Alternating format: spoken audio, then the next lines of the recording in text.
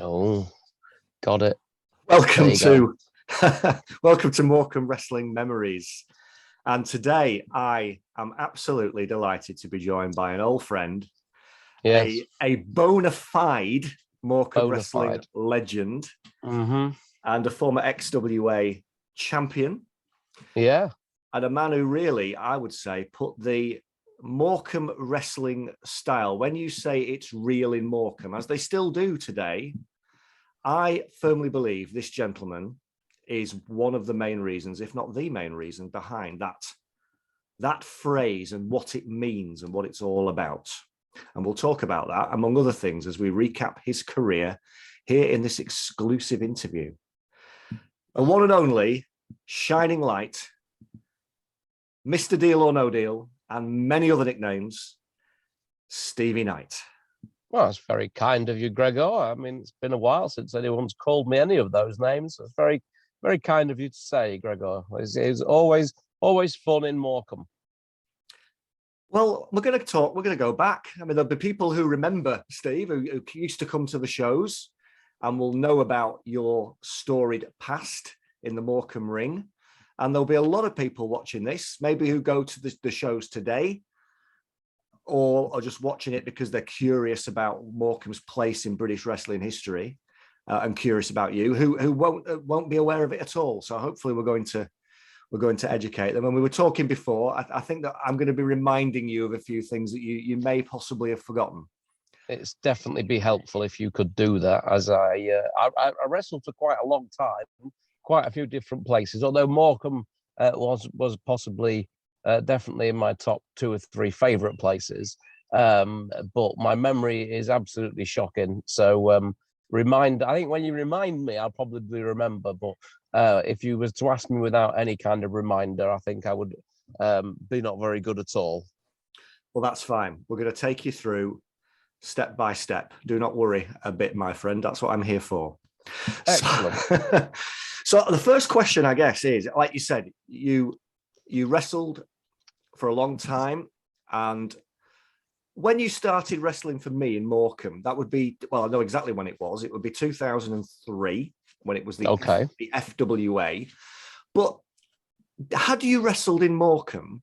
Because I had been wrestling in Morecambe for donkey's years before I was involved.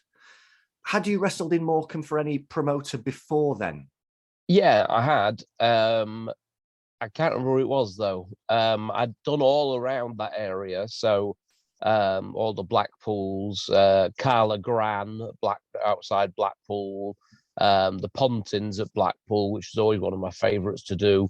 So all around that area, and I'm sure if there's any holiday camps in Morecambe, which I'm sure there is, I would have done around there. And I'm pretty sure that I also did the Dome, but I can't remember for the life of me who it would have been for, because at that point in time, you just kind of went where you went, and you do the odd hall show after doing a camp show, and you just kind of went. You kind of got in the back of a van and ended up where you ended up. It wasn't like you kind of knew and could check on the internet where you were kind of in the future or anything like that. You just kind of did them, and it was forgotten about. You know, nobody ever made a record of it or anything. You did it, that was the end of it, and that was it. Done and dusted, really. Well, there was a Pontins holiday camp near Morecambe, so that could have, that sure could have been it. I would have without a doubt done it, without a doubt, because we did all around there on that area. So Carla Graham was also a very good one. We used to, I can't remember what days we used. It depended what camp run you was on. But there would be a camp run where you did that Pontins, where you did Carla Gran. But I mean, my main camp run I did for 7 or 8 years was the East Coast one, which was the Scarborough area. And then we'd finish, so we'd do all the Scarborough ones, Aggerston Castle on a Thursday, and then the Berwick show on a Thursday. Then on a Friday, we'd jet off and do 3 shows in Newcastle area, Sandy Bay, Whitney Bay, and another one. And the last show on a Friday, when you'd done about 12 shows that week, the very last show was up the steepest set of stairs in history And it's the very last thing you wanted to be doing was lifting the ring up all these stairs and things after doing 12 shows that week. But you did it when you were when you were young.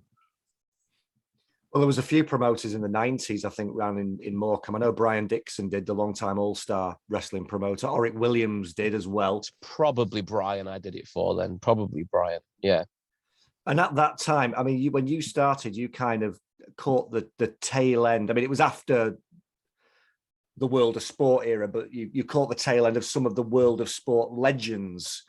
A lot of them being involved, and a lot of those wrestled in Morecambe in the 90s. I mean, I remember seeing Big Daddy and Giant Haystacks wrestle in Morecambe, and you came into contact with them, didn't you? Yeah. I started in 91, actually wrestling on actual shows. But I mean, I started getting my foot in the door in about 88 when I was really young. I was about 11 or 12. I was so keen, I was keen as mustard. And I never understood that saying. What does that mean? Why is mustard keen? Anyway. We'll look at later. I used to go along and put the ring up. And then as I got my face around a bit more, I used to always take my camera and take photographs. That's what I was known as locally, as the kid with the camera, and take photographs. Then Max Crabtree had asked me for some of the photographs. Then I would often get asked to sell Big Daddy's merchandise. So I'd sit at Big Daddy's table and sell his merchandise and sit next to him when he used to come out at the break, and sit next to Daddy and sell his merchandise with him. So I kind of got my foot in the door when I was really young, kind of, 11, 12. So yeah, I knew most of them, not on like a level of being best buddies with them or anything, but I met most of them. And then when I started wrestling, I was still lucky enough to wrestle, Skull Murphy and Marty Jones and all those guys, and be on shows with Haystacks and Big Daddy and all those people. Yeah, I mean, like I said, I remember watching them wrestle at the Dome. So yeah, that would have been sort of 92, 93 when I was going to watch wrestling at the Dome. So you probably had just started, I guess. But I don't remember seeing you wrestle at the Dome. But yeah, you may have done. I'd have been plus one other, and I wasn't on that team. That team was with Big Daddy was the traveling van team. They'd all meet up in Yorkshire and travel about, and it was Johnny Angel, Dave Adams, Big Daddy, Spinner McKenzie on and off. Yeah. And a couple of other guys, and then they'd travel about in that van. Then there'd be a few local guys that would join them when they got to where they were going, and they would travel, day in and day out to different places, and they never ever stayed over. They could go from Leeds and end up in like Penzance, and every day Max would always travel back again. I never did that. I was too young. I never got on, I was never on that team, but I've heard plenty of stories from guys that did that. Yeah, it would have been fun. But a Big Daddy finished in 93, which is when Max Crabtree more or less started to wind down. He did the Bulldog tour and did a couple more years. But once Daddy had finished, he was more or less finishing up after that. I'm glad you mentioned the Bulldog tour. I'd forgotten about that because that came to the Dome in 94. I remember Davey Boy Smith, British Bulldog, he just left WCW, massively famous. And I remember him, I was working on the fairground at Morecambe. I remember him with Diana, with his wife, walking straight past the game stalls that I used to run at the Frontierland Wild West theme park in Morecambe. I remember seing him. So, I did a couple of those shows. I did Skegness that he was on.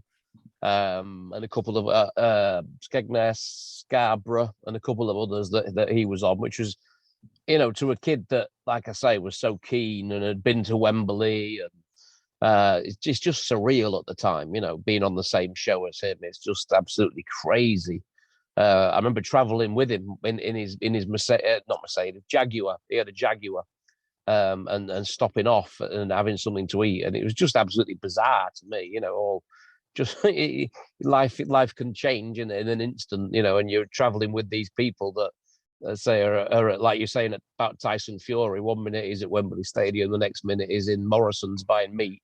British Bulldog was the set in Morecambe, exactly. Yeah, the British Bulldog was kind of the same. 1 minute you're at Wembley Stadium, the next minute, and the funny thing about him was the first tour that he did, everywhere was sold out. They had to do matinees and everything. But when he did it again, he came about 6 months later and did it again, which wasn't half as successful. It was much, much quieter.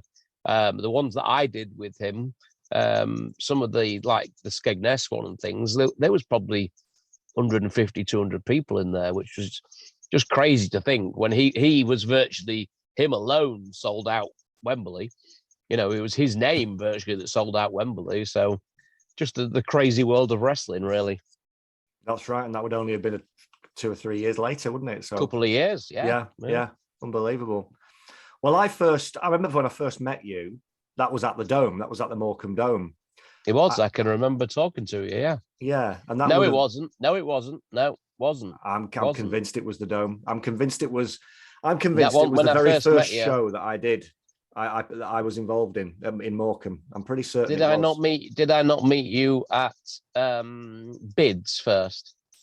No, I didn't go to Bids till after that. No, definitely not. Okay. Definitely not. All right. So I was aware of your name. I'd seen your name in Power Slam magazine, which we often joke about, which I used to write for. And I'd seen it. I'd seen you. You'd been in a review. Finley Martin, I think, might have been Finley Martin, the editor, had written a review of a show that you were on. Can't for the life of me remember the promotion. It might have began with you. It might have been one of those promotions that began with you. UWA. Yeah, UWA. That was the one that was on the cable TV in the late 90s. Yeah. That's it. That's right. That was one of the many British wrestling television resurrection attempts. It was. In the 90s, and I remember he was very, very positive about you in the review. From what I remember, he said that you were one of the standout performers on the show, and that sort of stuck in mind. I thought, oh, who's this Stevie Knight? And then when I met you, and I'm convinced it was backstage at the Morecambe Dome, the very first FWA show that I was the regional promoter for, because you'd been the regional promoter with your good friend Youngy, Richard Young, the night before in Cleethorpes, and it was FWA's first UK tour. And I remember all the wrestlers and the staff had travelled from Cleethorpes to Morecambe for this show the following day in a horrible minibus. With the wonderful organisation, Yes. Alex saying we'll be there in an hour. We'll be there in an hour from Cleethorpes to Morecambe, from the East Coast to the West Coast. No, bless him. No, that's not happening. But you came along separately, I think. And I remember meeting you backstage. I came with Doug. Yeah, Doug stayed at mine. So Williams, I travelled up with Doug, because I'm really good pals with Doug. So I travelled up with Doug the next night. Yeah, I'd been off injured. I'd just had an operation on my back because I'd completely screwed up my body, and so that's why I'd promoted that show the night before. I was trying to get some money because I'd been off. I'd not wrestled for like 18 months, and I didn't think I'd wrestle again, to be honest, because my back was so screwed up. That I just literally had surgery about 3 months earlier, because we did a little skit at the show where I got attacked by somebody, I can't remember who, and everyone was going absolutely crazy at me because I'd had this back surgery about 3 months earlier.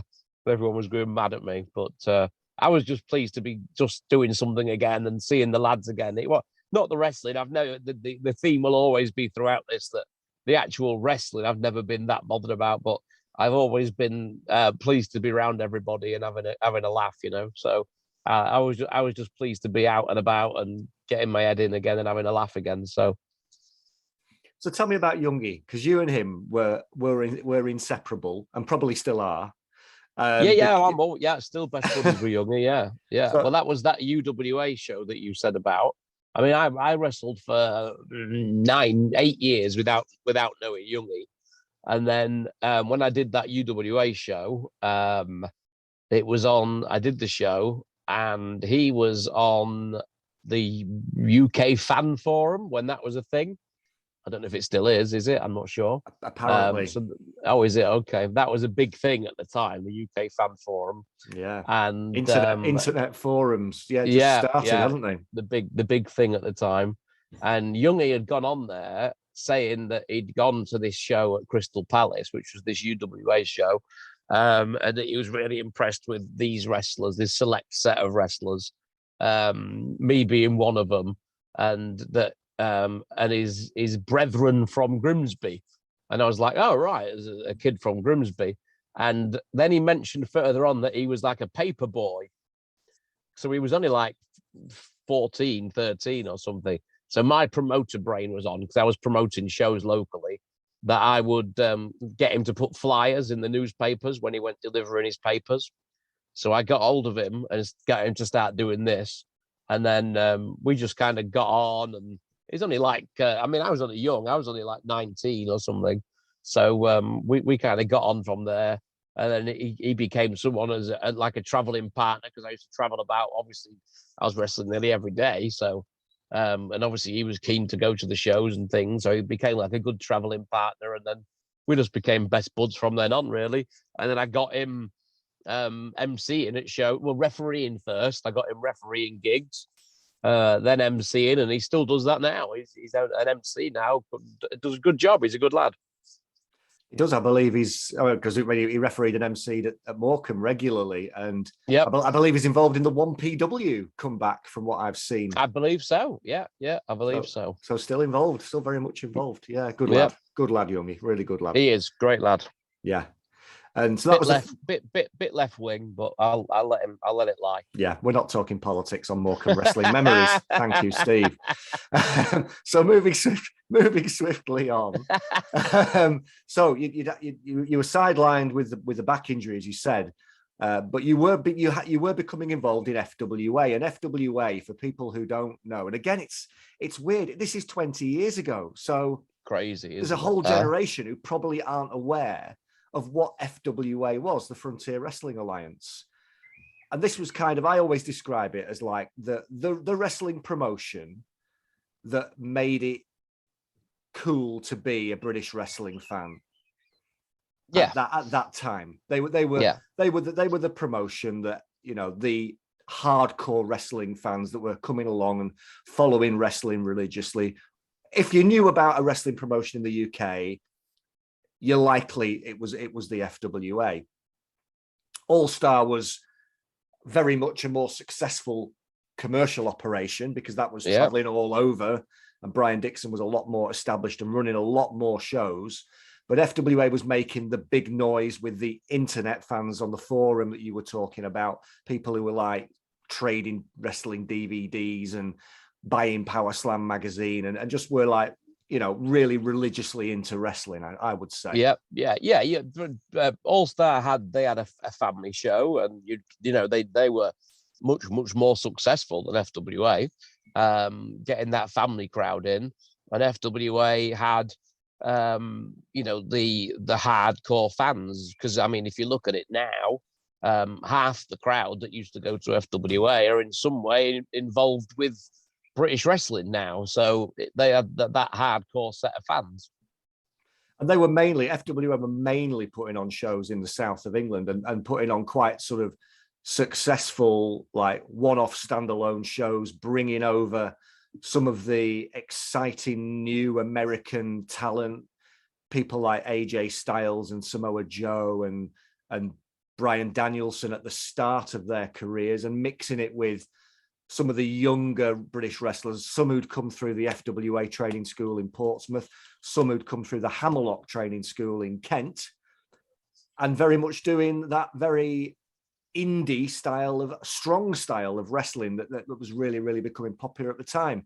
So my question is, Stevie, how did I end up there? How did you get involved in all of this as a self-professed family entertainment wrestler, when really until Morecambe and Cleethorpes, FWA weren't doing that style of wrestling at all? No. Well, I mean, probably through friendship with Alex, because I wasn't. I could do that, but I could also do the other, I suppose, because on the aforementioned UWA, that wasn't a family-friendly wrestling show, really. And I was one of the guys like Doug, Jonny, Jody, etc., that was doing all the moves and doing all the, not so much high flying moves, but I was doing all the cool moves and all those kind of things, because I was banging into all that. I was banging into Japanese wrestling and all that kind of stuff. So I was, if you can find on YouTube me and a very skinny Jody Fleisch at that point in time, you know, you'll see me doing all kinds of moves at that point were pretty cool, which is where I met Alex. So that's probably where that came from. And plus, I think that FWA was missing a bit of personality as well. So if you could get somebody in that could show a bit of personality and then maybe not be as good a wrestler as Doug was or anything like that, but you know, at least hold his own, I was all right. I could slot in. Well, you did, and then your first wrestling appearance for the shows that I was promoting was August 2003. You mentioned Alex Shane, the booker with FWA at the time, and also one of the top wrestlers on the show. And you teamed with him in your first match. Probably was your first match back, I guess, or one of your first match backs. First matches back. You won the tag team titles. I think my first match back was that one that you was at, where I met you at that little place in Stoke. Bids in Stoke-on-Trent. Yeah. That was the first one back I did. Chris Curtis's shows we used to go and see, and you were on them, weren't you? Yeah. That was the first. That was the first match I had back, and then it would have been Alex's when I did the tag title thing with Alex. That was it. That was my second match back in almost 2 years. Yeah. So yeah, it would have been then. Tell us about Morecambe Dome. What's your memories of wrestling at the Dome? Very nice. I remember the first time. I remember being stood with you, and it was. I'm pretty sure that this is the day that I wasn't on the show. I came down as what we've just discussed, where I came down with Doug. Yeah. And we were watching it, and you weren't sure what was going on because it was a family audience that was there. Yeah. And it was an FWA show that was being put on. And I think the first match was, I think it was Flash and Jack Xavier, I think. Yeah, I think that was the second one, but yeah, it was. Something like that. The first match was probably James Ty and Raj Ghosh, I think. Yeah.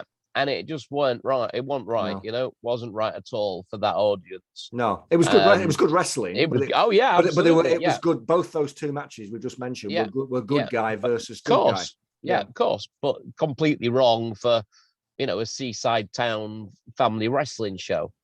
And I think I said to you about it. I said they need some cowboys and Indians. They're just gagging for someone to boo and throw some things at and stuff. And that was the first thing I really remember about going there and just thinking it's a seaside town wrestling show. They just want to, bit of cowboys and Indians. That's what they really wanted here. So, but it was a smashing venue. It was a really nice little venue. It was the seating was nice. It was kind of raised, as it went back. I think there was like maybe 4 or 5 rows. Then it was raised, and the atmosphere was really great. And it had nice changing rooms. It had a toilet, which is always a good thing, and it had showers, so it was perfect. I've forgotten about the nice changing rooms. They were good, weren't they? Yeah, marvelous. Yeah. When sometimes you're getting changed in, literal toilets, sometimes that's how you get treated. A nice changing room is always marvelous. It's interesting you mentioned that, though, the style of that show. I think from memory, I think there was probably 6 matches on the show, and I think half of them were just matches. They were just like a good guy v a good guy, and almost like an exhibition of exhibition of wrestling. Of look, but there were some move I can do. Yeah, but there were some, because what the match that really stuck with me that was on that show was exactly as you described. It was the proper seaside type of match, and that was Zebra Kid against Chris and Hamrick. Yeah. I remember watching it because I was so pleased that I've got a really good kind of photographic memory for wrestling with regards psychology and things going right with crowds. And I can remember it. Yeah, it was Hamrick and Roy, and that was when I was finally like, oh, Thank God someone's going to actually work and get the crowd going here, because nothing bugs me more than seeing a crowd that are ready to be worked and nobody working them. It bugs the shit out of me, that does. Yeah. And Zebrika, just again for people who don't know, Roy Knight from the Wrestling Knight family, no relation, I don't think. To me, distant cousins. Distant cousins. Yeah. Did you get asked to be in their film then, fighting with my family? You didn't get asked them? No, unfortunately not. They didn't want to be upstaged, so not. Unfortunately not. No, I didn't. No. It's understandable. It's understandable. Yeah. I'll take you through to the following year, Stevie. So you're becoming a regular on the FWA shows, both down south and also in the north and in Morecambe. And you had a match, which I think at the time, again, is pretty groundbreaking, because there weren't that many intergender matches at all. No, is it? Yeah. And you wrestled in the Morecambe Dome in May 2004. You wrestled Nikita. I did. Better known perhaps in WWF as Katie Lea and in TNA as Winter. Yeah, that was my idea. When Alex was talking to me about coming into FWA, and I'd seen her against Travell on one of the shows. Yep. And I said to Alex, why don't you, when you bring me in, because he was on about doing so, I said, I'd like to come in and do something with Nikita. And he was like, what? I said, yeah, I'd love to. He said, well, nobody will work with her. I said, well, that's stupid, isn't it? I said, I'd love to do that. That'd be great. He said, oh, everyone wants to come in and work with Doug and things. I said, no, I don't want to do that. I said, I'd love to come in and work with her. Now, to me, that's just open season on something I can get heat with. You know, it's marvelous to be able to do things like that. So that was my idea, and it was going so well, and they screwed it up. But it was going really, really well. But yeah, we did the match, me and Kat at Morecambe. But they killed off we were doing a good thing on the TV as well. And they killed it off and gave this thing to Jane Childs in the end. There was a bounty on Nikita. Yeah, and you'd been doing the stuff with her, and everybody thought maybe you were the person who put the bounty on the head. Yeah, and it just didn't go anywhere, and it was very, very confusing. But aside from that, which doesn't matter, this obviously this many years later. But yeah, no, it was my idea, and it was good because I thought she was very good, and we had an entertaining little match actually. Well, you mentioned the FWA TV, because that was the other thing about FWA. FWA got a television series on the Wrestling Channel around about that time, 2004, which was there isn't anything like this today, and there hadn't been anything like it before. A dedicated channel on Sky, to just different types of wrestling, different promotions from all around the world. And FWA was the first British promotion to have a show on that, and you were on that regularly. And the thing, just trying to get a bit more light in here. It's all right, and you'll have to excuse my every 20 seconds smoking habit as well, and my vaping habit. Nothing's changed there, Gregory. That's fine, as long as the kids watching don't take it. Yeah, don't vape, kids. No, don't vape, kids.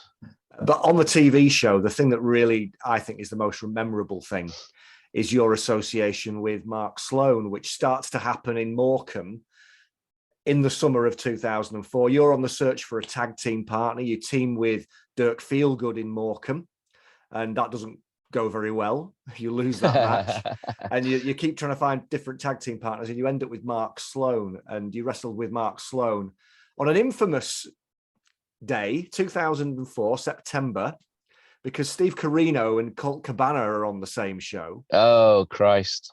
Yeah. And you tell a story about Morecambe nightlife. Jesus. Which I think happened that evening. Yeah, it would have been then. If they were both there, it would have been. Yeah.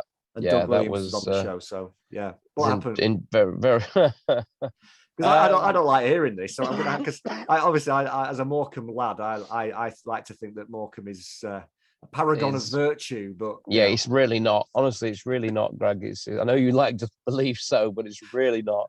Well, we were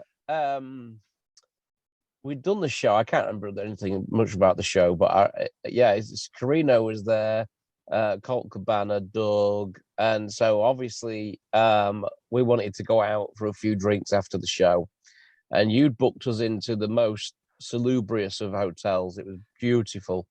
It's probably Mark Kay's fault. He had it was awful. Yeah. Well, then yes, that will be the case. If it was down to Mark Kay, then we're lucky we got a hotel. You're lucky to get a tent. So we all rocked up at this place, and when I say there was blood on the wall, there was blood on the wall of this place. You sure it wasn't ketchup? No, definitely not. It was definitely blood. It was. I don't know where the blood had come from, but it was definitely blood. So we're there, and Carino at this point decided he wasn't going to come out. So myself, Doug. Well, he turned up in a white shirt and tie. I'd seen him on Morecambe Promenade, looking the absolute business. So he won't want blood on that white shirt. So I can understand no. So Cabana, Doug. Hade Vansen, if you remember Hade Vansen, James Ty, and maybe another one. We all decided we were going to go out. So we go to this first bar, and someone starts shouting at Hade. So we left that bar and started looking for somewhere to go. And the only place we could find was a wonderful establishment called Crystal Teas. Yeah, I had my engagement party in Crystal Teas. It's a wonderful nightclub. Oh my God! I took D'Lo Brown to Crystal Teas. My God! He liked it. Oh, what a place! What a place!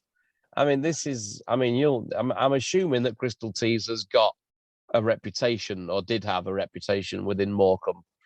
And we went into there, and obviously your feet stuck to the floor as you entered, and it was clearly an extremely rough place when we went in. It was just full of chavs, and to cut a long story short, we ended up getting into a scrap, and there was absolutely nothing to do with us at all. It was Colt Cabana telling all these guys that we were wrestlers, and it was just a very rough night, really. It was just not a nice night at all. Did that happen? No. Does that happen anywhere else? Have you ever sort of got into? Oh, of course. Yeah. Well, there you go. So it's not just Morecambe then. Of course it has. Yes, it's happened many times. But it was Morecambe it was the fact that Crystal Teas was just it was the place itself that struck me more than anything else. It was yeah. But never. I think it was past it. It was past its peak at that point. I think it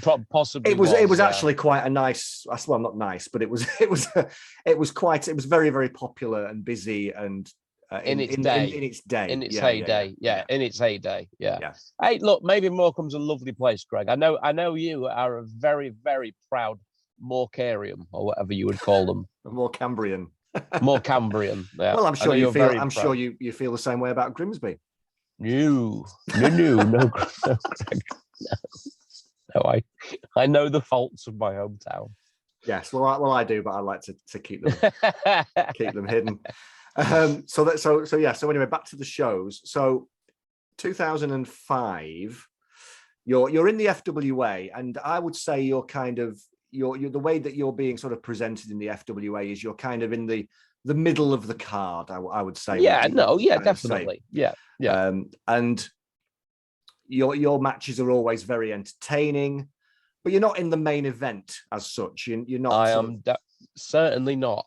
No, not anymore. No, I always was up until I did my back in, and then when I came back, I wasn't in particularly great shape anymore.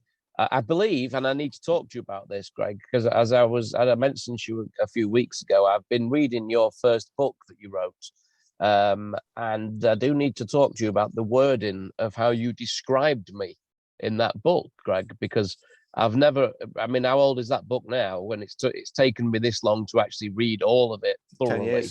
10 years old. 10 years old, and I would like to get an apology from you, Greg, right now, as you described me as tubby. Fucking tubby. Apologize now. I'm really sorry. Tubby. Why did I say that? I have no idea, Greg. Tubby.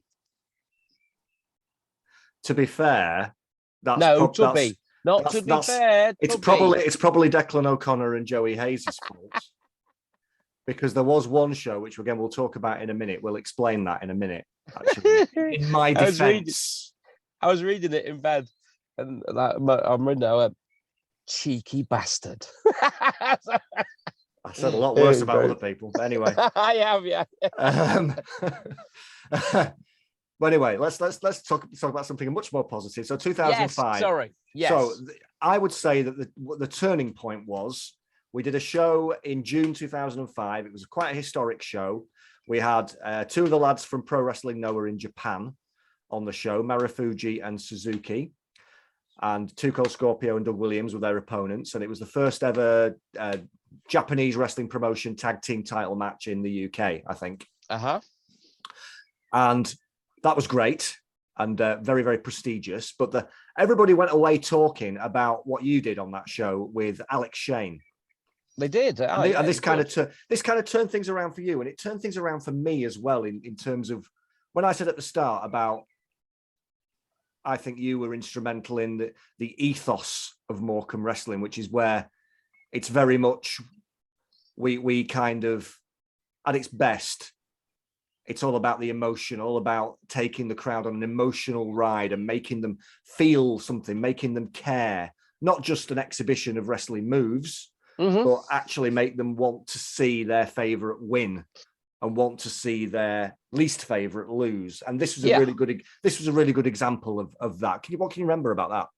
Yeah, no, I remember I think we did it really well. I went out, I believe, and said once again that I was retiring from wrestling. This has happened a lot. Yeah, it's happened a few times. Yeah, more than I've said it again this time. I think this time it's true though. But yeah, I went out. I said I was retiring from wrestling, which Colt brought out Alex. Now, to actually go back to this, the only way I got away with actually saying I'm retiring from wrestling and for the crowd to actually care about any of this happening was because they didn't hate me anyway. It was kind of like they wanted to cheer me anyway because I was entertaining. And that was the key. I didn't really act like which I did later on, and they did hate me at that point. But I was acting like a kind of funny mid-card heel at this point in time. They never really hated me. So I go out, I say I'm retiring, which brought out Alex, who was the top of the card, who was the main heel on the show, who's basically started on me, called me names and said that I couldn't cut it. And then I just left, walked away. And then later on, Alex wrestled a match, beat, I can't remember who, in like, I think 30 seconds. Then I came out and attacked Alex. JC Thunder, I think it was. Could have been. I met him in Cyprus as well. Anyway, then I went out and attacked him. And then for some reason, we just had this blinding 20-minute, 25-minute match. And I think I did more that night than I'd done in about 5 years. But it went down very, very well.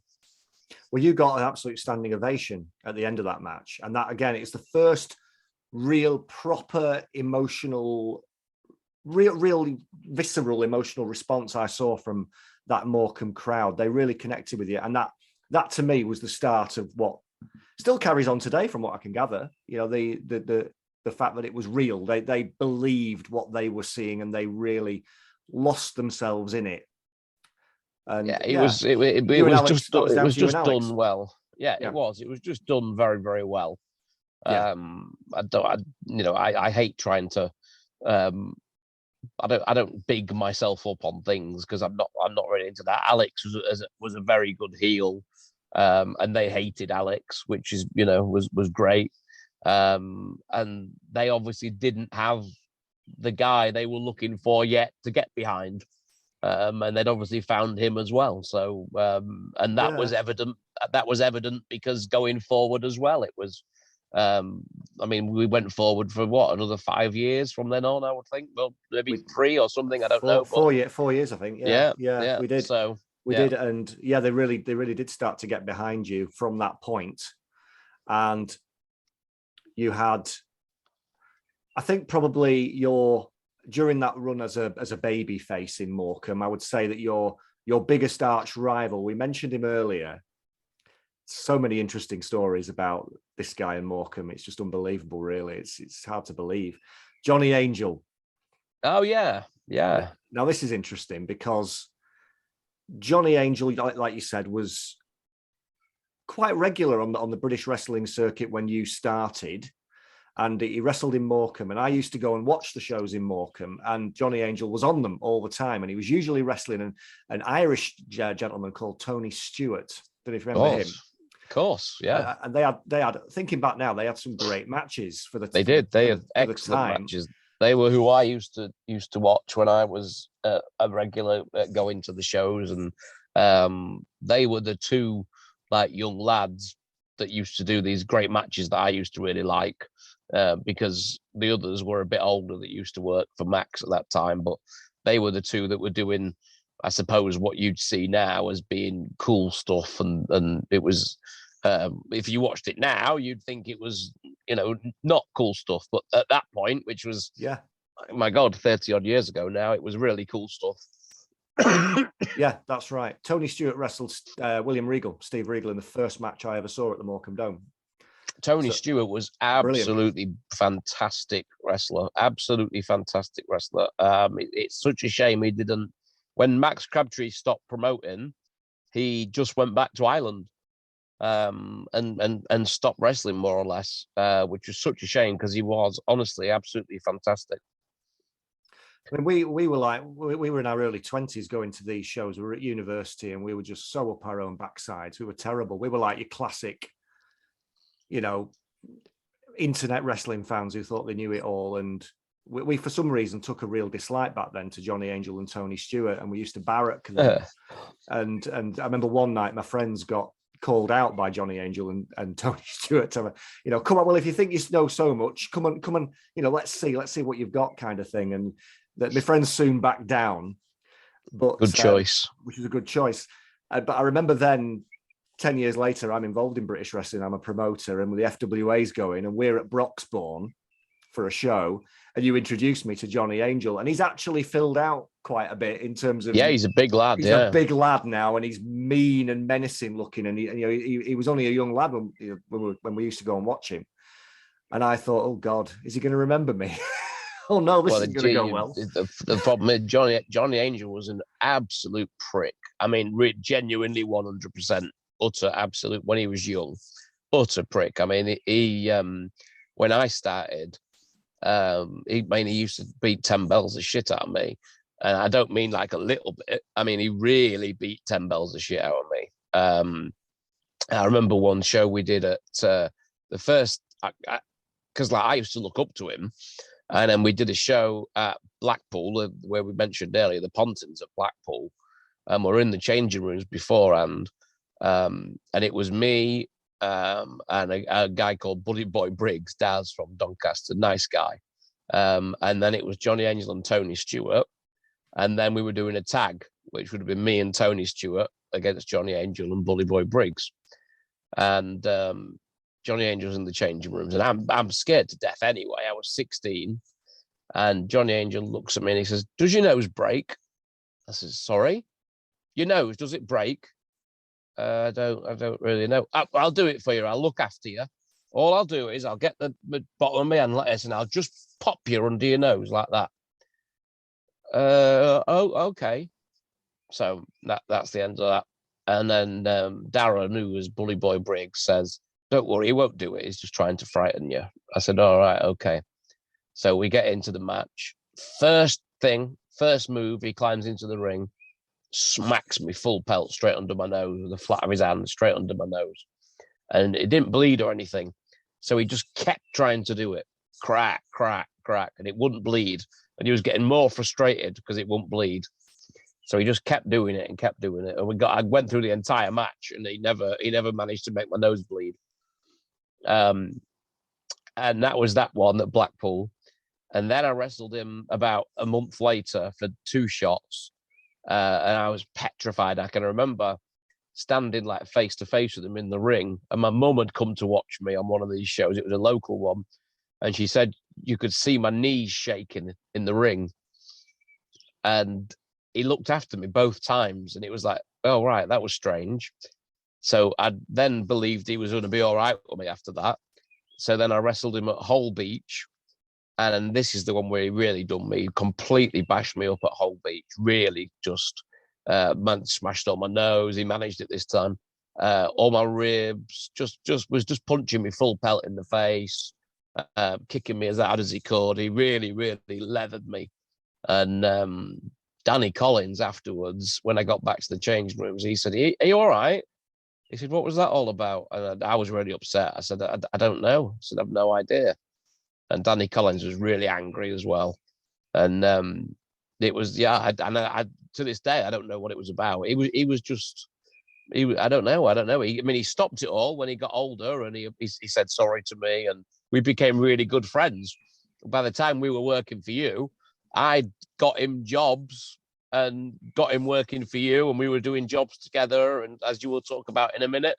Which was kind of strange that I would then get him jobs and start working with him again, and become really good friends with him. And we still are now. I went to his dad's funeral and everything. But at that point, he was a vicious. I got the shit kicked out of me from him and other people a few times. His dad was Crazy Dave Adams, wasn't he? He was also his dad was Crazy wrestler. Dave, who was a lovely, lovely man. Yeah, great guy. Yeah. But yeah, how bizarre, because like I said, you had that early bad experience with Johnny Angel. I, in a different way, had an early difficult experience with Johnny Angel. And then there we were. You introduced me. You're his friend wrestler. He's a wrestler. I'm the promoter, kind of, and you're introducing him to me. And I do, because I'm just ridiculously honest, Steve. I don't know why I do this. I must have a death wish. Because I actually reminded him of, I'm one of the guys who used to barrack you in Morecambe. We used to say you're no good and all this sort of stuff. And he went, oh, I do remember that. I just apologized. And he was great. He was brilliant. But he's not good. He's not going to care. He's not doing it. It's just doing his job, isn't he? Doing his job. Yeah. If you get, we went further than that though. It was terrible. We didn't care whether they were good guys or bad guys. We weren't bothered. We just booed everybody. It was terrible. But don't do that, by the way, wrestling fans. It's not cool and it's not clever. You may get battered by Johnny Angel. So Johnny Angel ends up on the Morecambe shows, and he becomes like a top villain on the Morecambe shows once again. 2005, 2006. You have a couple of really sort of memorable encounters in Morecambe. You're in the Gold Rush Rumble in 2006, which I think is the first ever Gold Rush Rumble, and you both go over the top rope at the same time, and you're the co-winners of the Rumble. Yeah. And just fast forwarding again, you had again a great example of it's real in Morecambe. You had this I Quit match, which was the last ever FWA show in 2007. And after that, you looked like you were really badly hurt. Yeah, well, we kicked the shit out of each other. That's why we really did kick the shit out of each other. I think it gave as good as we got on each other on that one. We really did leather each other. But I wasn't remotely hurt from the finish. I think he did a pile driver, was it a tombstone or something for the finish? Yeah. He did, yeah. No, not remotely hurt on that. Just playing it up for the crowd, Greg. And I'm pleased that you but I mean, look, it just shows you how easy it is to do that, doesn't it? I mean, you'd in Morecambe, you'd banned the tombstone, hadn't you? Yes, we did, yeah. And someone had done one on me, and then I sold that for it, and that was it, and it did look like I'd been I went to a show on Friday night actually, and a lot of the time guys will ask me how was that, how did things look, and it's difficult for me sometimes because I want to be completely honest with them, and I'll say, do you want me to be completely honest, and it's only my opinion, it's only my opinion, and wrestling has moved on completely from what two things. It's moved on completely from what I grew up watching. It's moved on from what I did and to what it is now. And there was one match on, and it was amazing. The stuff they were doing was absolutely amazing. But on the same token, it was daft, if that makes sense. It was stupid. Everything they did was a finishing move. Everything they did was, and then what they did for a finish was nowhere near as bad as what they'd done for the previous 20 minutes of nearly killing each other. And it was trying to explain to them that they could get so much more out of something, that one thing that just looked good, rather than 20 things that looks crazy, if that makes sense.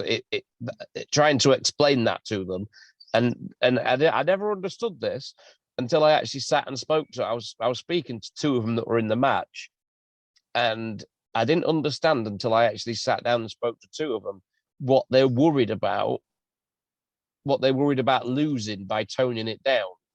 And what they're worried about losing is being outdone by the other matches on the show. That's what they're worried about. And I said, well, surely you're worried about your reaction from the crowd, not worrying about what the other wrestlers think or what anybody. But they're not. They're worried about what the other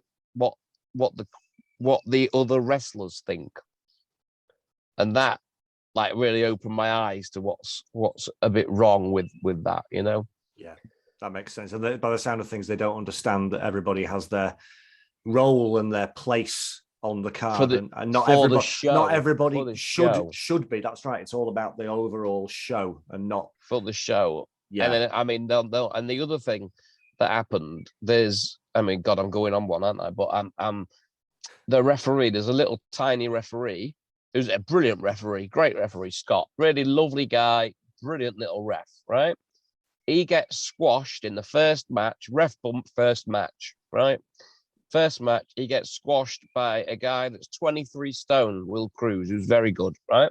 Yes. Gets squashed by Will Cruz in the first match. He's back out refereeing in the third match. Okay?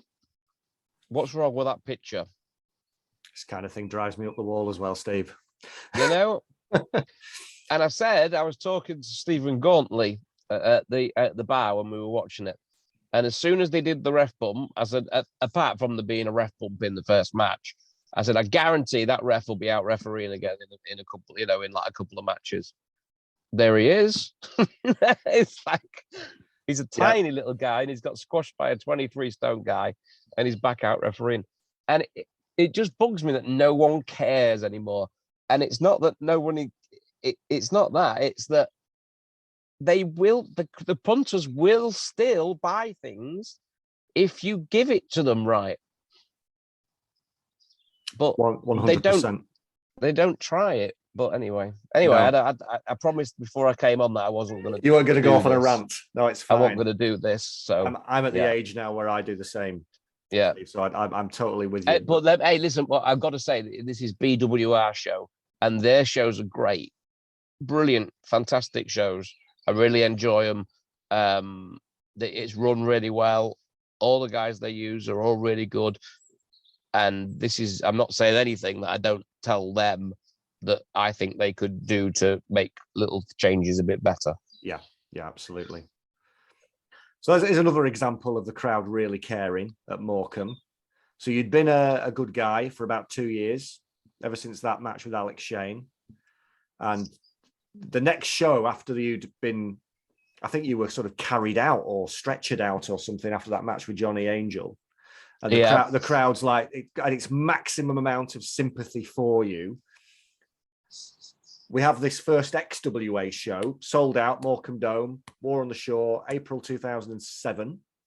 And we've done this thing called the British Interfederation Cup, working alongside Brian Dixon with All Star, with Ricky Knight and WAW, where promotions had actually been wrestling, teams from representing different UK promotions had been wrestling each other. and it had gone down really well. The year before, you'd been involved in FWA, beating All Star at the Morecambe Dome for the British Interfederation Cup. And then you were on that. You were on that against, it was you and Spud and Johnny Storm and Hade against, and I think you wrestled Robbie Brookside on that show in 2000. Oh, right, yeah, I did. I hurt my leg. Yeah, I did. Yeah. You did, yeah. That was the year before. And then 2007, it's Team XWA, and that's you. Oh, hang on. Picture's just gone. Yeah, it's because I've gone to. That's it. Yeah, go Picture's on. back. So it's you, and it's Darren Burridge and the Manchester Massive against Ricky Knight and Zach Knight, who's then under a mask as a young lad, Zach Zodiac. And I think the Kraft and Joe FX from Team WAW. Big Joe, yeah. Big Joe, now Big Joe, that's right. And out of the blue, you whack a kendo stick across the back of the Pucker One Darren Burridge and you turn on Team XWA, and the crowd is shocked and livid and furious, disappointed. They hate you, absolutely hate you. Absolutely, yeah. They were not happy at all, were they? No, they weren't impressed. I was kind of at the peak of popularity there, and they weren't expecting that at all. I think I wasn't allowed in the match because of my back injuries, but I came out anyway to defend the honour of Morecambe or something, and then turned on Burridge. So yeah, they weren't impressed at all. That's right, you weren't in the match. I wonder who the other guy was who was in the match. Was it Fear? I can't remember. I don't know. I can't remember who the person was, but that makes sense. Or maybe you were supposed to be in the match. Didn't they start at a disadvantage? Maybe it was 3-on-4, which would make sense. Yeah, possibly. Yeah, possibly. Possibly. It's quite weird, actually. They've just done the promotion that's running in Morecambe now, Odyssey Pro Wrestling. 15 years on, I've just done a similar thing in that their champion, at the height of his popularity, has just turned on the second most popular guy, who's now the most popular guy. And I thought, as soon as they did that, I thought, well, Stevie did that 15 years ago. But it's great. But it's great. Jesus Christ. It's great. They still carry on that same ethos. It's brilliant. So at this point, one of the things we do with your heel turn, as we call it in wrestling, is because you're on this very popular television show, this TV quiz show. You've just been on Deal or No Deal with Noel Edmonds, and you've won tens of thousands of pounds. Yes. Which how much was that? How much did you win? 10,001. That was it. You came out on the mat. I've just won tens of thousands of pounds. and you come out on the next show. Can you remember what you were wearing? Yeah, I had my. It was actually my wedding suit that I wore for getting married in, but it looked like the man from Del Monte, didn't it? Yeah. But it was my wedding suit. And they hate you. They hate you. Because not only have you turned on Team XWA and cost us the cup, but you're bragging about this game show that you've been on and how you're personal friends with Noel Edmonds. And people don't realise Noel Edmonds has a history with Morecambe. Because he opened his Blobbyland theme park in Morecambe about 12 years before, and it wasn't successful, which wasn't, for legal reasons, entirely Noel Edmonds' fault. But this is my defence for what you mentioned earlier. The Manchester Massive come out, interrupt you, one of Morecambe's most popular tag teams, Declan and Joey. They've got Mr. Blobby masks. That's right, yeah. And they're trying to insinuate that, that I might be a bit tubby. Well, this is it. It was them. It was them, Steve. It was them. Look, listen. I definitely am now. You had after that. You had a 6-man. I remember this really well. Actually, this is a good example of. Oh, was it the year before? You taught me something as well. You had a couple of 6-man tag team matches in Morecambe. They were mainly your idea, I think, where you were kind of saying, "Let's end the show on a high with a 6-man tag." And you teamed with the Pit Bulls at one point, I think, in Morecambe. Yeah. That was really a good lesson for me, because I think I hadn't actually I was wanting to end the show on a bit of a downer, and you were saying, no, let's send them home happy. And we had these Yeah, tag of course. matches, Yeah. which was a great learning experience for me. And then you won the Rumble in 2008, and we had a riot. What do you remember about that? that was when it got real in Morecambe, wasn't it? Yeah, we literally did have a riot, didn't we? Yeah, no, I remember that was my finish, wasn't it, as well? Yeah, that was where they didn't see me go out, and then I Sam came Slam. back in. Yeah, Sam Slam threw you out. Oh yeah, this is where I had to start working with Sam Slam, wasn't it? And they didn't see me go out, so I come back in, threw Sam Slam out. I'm announced the winner, and then the ring just started filling up with cans and bottles and just everything, wasn't it? Just like that. It was kind of like that scene of Terry Funk with chairs going in the ring, but this was litter and things, wasn't it? Yeah, this was. I've got a picture actually on the computer. Like I've got the mic in my hand, and I'm like doing this, like I'm controlling an orchestra. Yeah. And it's really good because it literally is like I'm like controlling the crowd like an orchestra. As all this litter's flying into the ring and these cans and bottles and things like that. That's right. But that's I'd had that before, but like 10, 15 years previous when you still had punters that believed it was all real.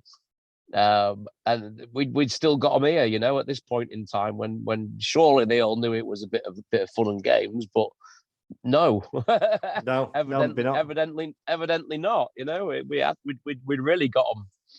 We did, and yeah, because Sam Slam was a massive sort of. He'd come on the scene the previous year as this big, huge powerhouse superhero, and the crowd had really taken to him and loved him. And you'd like, you screwed him out of victory. The referee didn't see you throw him eliminate you, and then it was the Bret Hart, Steve Austin Royal Rumble finish from a few years before, I think. Yeah. Now, at that point, you're starting to struggle physically. Because I remember you wrestled Jonny Storm on the next show, and Jonny Storm was the XWA champion. And you wrestled him for the title. You didn't win the title at that point. And I remember backstage, I came backstage afterwards. Really and you were in a bad way. You were in a really bad way. Yeah, no, Jonny really hurt me. He broke all my ribs. I was laid on the floor, and he like, I don't know what he did because I was like not looking at him, but he ran and like he walked, whichever he did, and he like just jumped and 2-footed, like jumped onto my belly. But as he did it, he like put all his weight down on my ribs, and what happened was he pulled all the muscles off my ribs. And the next day we would go on holiday. Me and the wife to Cyprus, and she'd been telling me the day, like for weeks, don't wrestle the day before we go on holiday. Don't wrestle the day before. I'll be fine. And I was in so much bother because it completely wrecked the holiday. I just spent the whole holiday just laid down in absolute agony. I had to go to the hospital in Cyprus and everything. It really, really hurt. Obviously, he didn't do it on purpose, but and I just even finishing that match was incredibly difficult because I had to. It was like in the first 2 minutes of the match, and I had to go out and go and lay down backstage, and he had to stay in the ring and try and do a 20 count, and I still didn't go back out because I couldn't breathe or anything. I was in absolute agony. Yeah, absolute agony. But we managed to get through it, and it was a good match actually. It's about the last good match that I had, I think. Well, you were back at the next show, and that's when you won the title. That was like a 4-way though, wasn't it? Yeah, that wasn't particularly great match or anything, but I did the show. The last good match I had was that one with Jonny Storm, I think. But the next one I did that was, I think, Jonny Storm and Sam Slam and was it Johnny Fear? Yeah. It was the final 4, we called it, because you were like the top. Jonny Storm had been doing this. He'd been in a rivalry with Fear. You'd had your issues with Sam Slam and with Jonny Storm, and Fear had his issues with Sam Slam, and the four of you all came we together. all went on. Yeah, you Yeah. had to be very careful with Sam Slam. He was lovely guy, but he was extremely clumsy, very, very clumsy with his moves. He would just charge. You know, he'd go to give you a clothesline, and it'd punch you in the mouth, and you had to be really careful with him where he caught you with stuff. And I remember me and Johnny Fear posting him and saying, "Come out with a clothesline," and he came out, smashed us both in the mouth, and both are bloody, both our mouths are bleeding and things. We're like, bloody hell! It's just like, so you had to be careful with him, but.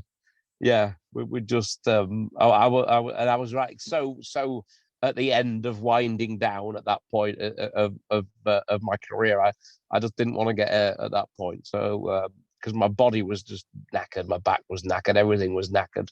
So I just did not want to get hurt at that point. But he was. I mean, the stuff that he could do physically. For a guy his size, I mean, he stopped doing a lot of it, but he could. When I first saw him, he did so much of the flips off the top and all that kind of thing. But he'd be quite scary. He'd be, before he went out to the ring, he'd headbutt the walls and things like that. And it's never, it's not very relaxing when you know you got to go and wrestle a guy that's headbutting walls and things before you go out to wrestle. I'd rather go on with someone that's just giving you a hug before you go out, not headbutting the walls. But you're right. He was a great guy, Sam, and he was very devoted. I think you'd have to be, because he lived in Great Yarmouth, right at the other end of the country, and he used to drive. Yeah. So we're talking like, I don't know, 15-hour, 16-hour round trips to Morecambe and back. So yeah, you know, I certainly appreciate the dedication that he. He was a lovely guy. He was just clumsy, and he was big, and he was strong. So when you're a bit clumsy and you're a bit big and you're a bit strong, it really hurts when you get punched in the gob from him. That was the only thing that I found. But he was a lovely guy, and he was a good lad, you know. So of course I matched you up against him in one-on-one on the next show for the title, and this was kind of your last. It was more or less my last one, and I didn't do so many. Just I was done in. Everything on me was done in. My back was just absolutely killing me, and I was just done in. And I think halfway, I think I got about 3/4 of the way through the match. I just said to him, I said, "I'm done in. I'm done." I said, "I'm done. Just pin me, pay me." That's about me lot. I was. I wasn't enjoying it anymore. I was finding it such hard work. The driving down to the shows was killing me because of my back, and wrestling was such hard work for me. It was just becoming such hard work. As I say, I'm continued to miss and missed interacting with the punters and things, but the actual wrestling side of it, I just couldn't do it anymore. I was just destroyed. Just my back, and it's not just my back. There's other things that are dropping to bits on me, but mainly my back. So I did. I finished. You wanted me to finish that off for Sam and get the title onto Sam. So we managed. We got through that, and he was good, because I said to him, I said, "Sorry, mate." I said, "I was just done." I said, "Everything's hurting me." That's all right. So we managed to get through it anyway. Well, you came back the following summer. You were sat in the crowd with Youngy. I was. And at this point, this is 2009. At this point, a young man who we knew at the time as Spud, or RockStar Spud. Bless him. RockStar Spud. James Curtin. To give his real name. And he's becoming a big, well, he's like the Stevie Knight of a couple of years before. He's like the hated, to use your word, prick. The rock star, and of course later became, went to TNA, won British Boot Camp, and ended up in WWE as Drake Maverick. Amazing, eh? I know. And you did this gimmick. Just explain a little bit about what happened there. Do you remember that? Yeah, of course. Yeah. Me and Youngy sat in I was going up to Blackpool for a night out with Spud, with Jay. So I said, I messaged you. I said, I'll do a little bit with Jay if we can. That'll be a good laugh. So he said, yeah, all right. So me and Youngy just sat in the crowd, and he came out and started abusing me. And in the end, I slapped him one. And I think we probably did about 3 or 4 minutes, and just that beat was him the up. end. Yeah, exactly. Just beat him up for 3 or 4 minutes, and then let him pin me. When I climbed in through the ropes, and he gave me the rocker dropper thing that he used to do, Yeah, just one move. and pin me. Yeah, that was it. Yeah, but we just did it for some fun, because I'm really good mates with Jay. So yeah, we just did that for fun, and I'm chuffed to death to see what he's done. You know, amazing to see. You know, and he's a great inspiration to people, because there's no way anybody that, you know, of his size and shape should have gone on, but he's got he's got so much respect from the American wrestlers and everything. You know, hang on, he's still yeah. There you go. Yeah, I've got 10% left, so we're all right. Yeah, and they all think the world of him as well. I mean, but I've heard Kurt Angle bigging him up and things. It's amazing, you know. So yeah, he's gone on to do amazing things. You got a really great reaction as well, considering you'd been the bad guy last time they saw you. As soon as you slapped RockStar Spud, the crowd exactly. like right behind you. There was no heel. There was no. I'd been away like about a year, and there was like, they just knew that I was there just for a one-off friendly thing, wasn't there? It was like no heel heat at all, if that makes sense. It was kind of like, oh, nice to see him again. Do you know what I mean? It was nice. And then I think I did the raffle. As well. And you got like a nice guard of honor off the wrestlers as you that's right. As you left the Morecambe Dome for the last time. It was knocked that's down. It was shut the following year and knocked down 2 years later. That's so weird. It's such a nice place. Why did they not? There's nothing there, is there? Well, it was losing money, and they were looking to try and build some kind of development there at the time. It fell through. But now it's earmarked for the Eden Project North. What is this then? Have you not heard of the Eden Project in Cornwall? No. It's quite a big attraction. Bizarrely, ironically, it's mainly based around domes. God! It's kind of like I don't know. It's like walking into a giant. There's like a proper kind of jungle and gardens, and there's like a concert hall and cafes and art exhibitions and environment. It's very much themed around the environment. It's like a big environment tourist attraction. Oh, right, okay, yeah. And they're going to do it. They're going to do it in Morecambe Bay because of the natural beauty of Morecambe Bay. So there might there might be something on there quite soon. I'm waiting for me. I mean, I know there's a statue of Eric Morecambe out on the front there, isn't there? I mean, I am waiting for mine.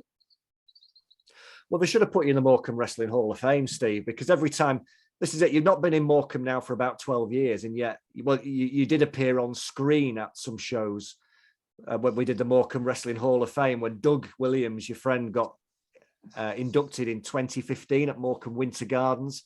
And then when I got inducted in 2018 at the Carlton, you did some beautiful, lovely video messages, and you appeared on the screen, and they remembered you. Really? Oh, 100%. Yeah. You got a great reaction. No. Yes, no way. And I think if you walk back in today, if you walk back into Odyssey Pro Wrestling today, they would still know who you were. A lot of them. Well, that would be interesting. Some of them wouldn't have been born, granted. No. But Jesus Christ. A lot of the older fans would still know who you were. Wouldn't that be interesting? God, imagine. Honestly, how I think is like my reminiscing just doesn't seem to feel like long ago. My world, the way I think just doesn't feel like things are long ago, and that is just bizarre for me to think that some of them wouldn't have been born. But of course, it's entirely plausible that those people are actually nearly left school. That's just bizarre. 15 years ago, it's just incredible. So what absolutely incredible. So what is Stevie Knight doing now then? Let's sort of wrap things up. Well, that's a bit depressing. It's not. It's a bit depressing. Stevie Knight's not doing a great deal because he's got a very poorly daughter. So Stevie Knight is mostly looking after his daughter. So that's about it, really. She has got something called PANS, which is pediatric autoimmune neuropsychiatric something. which is kind of like brain inflammation. So that happened about a year ago. So I spend a lot of my time looking after her now, which is a bit shit, but that's a lot of what I do now, Greg. I still go along to a few of the shows, and I'm contemplating promoting one if I can. And my back is absolutely knackered, completely and utterly knackered. So I do have a little bit of difficulty getting about. Not I can get about, but I struggle going too far. So there's struggles in life, but I'm still alive. Well, you're looking well. I don't know about that. No, you are. You don't change much. You really don't change much. Well, I don't know. Maybe I'll make a comeback for Odyssey Pro Wrestling in Morecambe. I don't know. Who's the promoter? I think there's 4 of them run it together. Jesus Christ. How do they make any money? I don't know. But like I said, the great thing about Odyssey Pro Wrestling is they carry on that ethos. Some of the things we've been talking about, some of the things we've been reminiscing about over the past hour and a half, I think. They very much are carrying on that emotional. The fans still react. They still care. They still go to the shows. They love the heroes. They hate the villains. And that was what you were very much involved in creating, that legacy, I would say, Steve. So that's excellent. Well, that's something to be proud of. Good. I'm pleased. They're still doing that. Wrestling was pretty good to me. If I was to look back at my favorite memories in life, I would imagine that 95% of them revolved around wrestling. So I don't regret having those memories. It was good, and I still drag my old fat carcass along to shows every now and again. So I must have enjoyed it, I suppose. Well, I'm glad that you have such good memories of wrestling for me in Morecambe. You've always been. Oh, you were my favourite, Greg. You always looked after me. Apart from you did, Mark Kay didn't. I had to sleep in the car a couple of times, but you always looked after me. I'll pass on your regards. He thinks very highly of you, incidentally. But we both do. But yeah, I mean, I always think, when I think back fondly about my time promoting in wrestling in Morecambe, you're one of the top names that I think of from that kind of golden age, I would say, of the years that we've been talking about. So thank you very much, Steve, for being part of the Morecambe wrestling story, and it's been an absolute pleasure sharing some Morecambe wrestling memories with you. Bona fide. Same to you, young Gregory. You are a bona fide Morecambe legend. You're very kind. You look well. I do look well. You look well. Thank you. That's really kind. There you go. That you do definitely look well. You don't look rotten.